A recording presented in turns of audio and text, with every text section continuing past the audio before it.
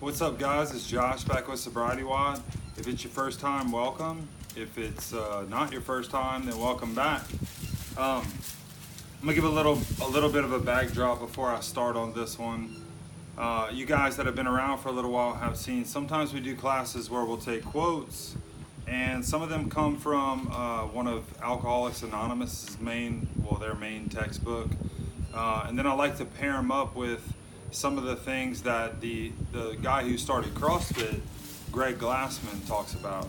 And so I know these groups are kind of mixed company, so I like to give a little bit of background on where that comes from and who these guys are. So, you know, my experience with recovery was through the principles of 12-step fellowship, you know, and it's a whole, I mean, my story is my story.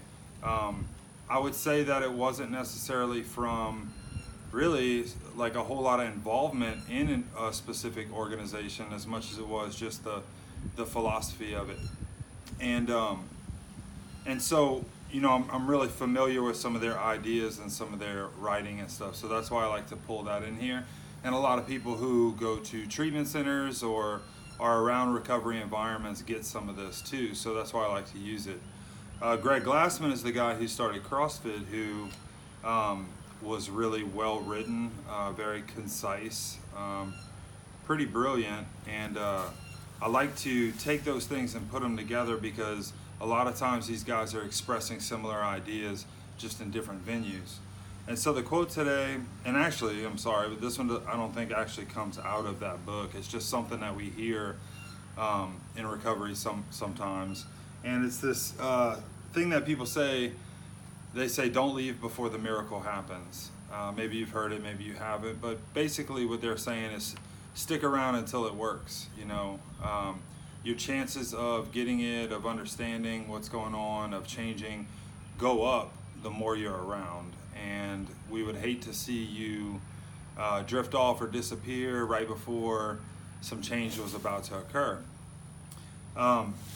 They call it the miracle, and really what it is it's sort of just, it's not that it's unexplainable or inexplicable, it's just that it's pretty phenomenal. There's similar ideas expressed in other ways in psychology. One of the psychologists that was working with Bill W., Dr. Carl Jung, referred to it as a psychic change.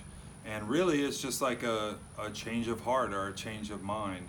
I'm sure some of you guys have experienced something similar, maybe something you used to really like, and then all of a sudden you just didn't really like it anymore. It can be something as simple as that, but a psychic change would refer to you basically change your mind, you know.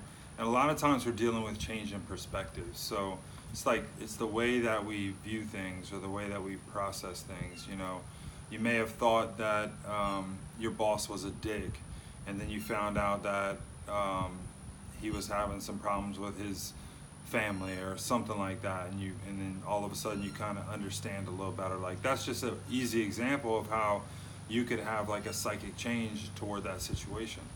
Well, if you were in addiction and you're now in recovery, you've experienced some type of psychic change, and so that's what this miracle is about. In a 12-step community, they also refer to it as a spiritual experience, but really they're talking about the same thing. You know, one of the things I like to do with people early in recovery, it's because it was done for me and I have to do it myself, is to sort of bring this stuff kind of out of the clouds, because it really is pretty understandable when we make the right connections. So this idea of spiritual experience, it's really just this, something happened and now I don't think the same way I used to. I don't have the same urges I used to. I don't have the same desires I used to. Something new is awakened. Something new is attractive.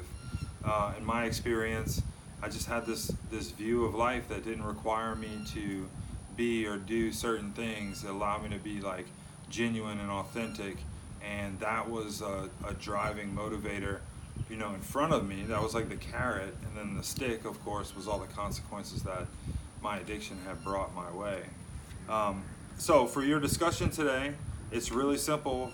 Is this something you experienced? You know, another quote that's used to referring to this experience is this idea of sometimes quickly and sometimes slowly. So some people it's like, man, it seems like an overnight thing, and other people it's just something that they kind of, as they grow and as they progress, they begin to change. So it's always fun to talk about our experiences. So you guys share with each other just kind of how you encountered that change, if it was immediate or if it took some time, but if your mind changed, if that miracle occurred in your life, which clearly it has, or if you're here and you don't have a background with personal addiction somewhere else in your life where